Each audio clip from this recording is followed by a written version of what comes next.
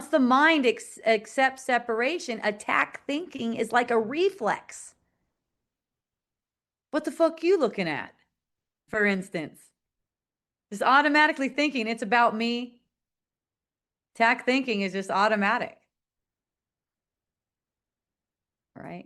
So the ego bends the mind's creative energy into this destructive energy, making it look like it's built in. It's not.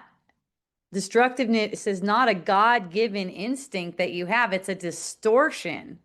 It's an ego distortion. So what seems instinctual is really the ego's misuse of the mind's power. The sentence again. Destructive behavior is instinctual. Instinctual to Jesus, what he said before, that's not a real thing. It's a decoy over the miracle impulse.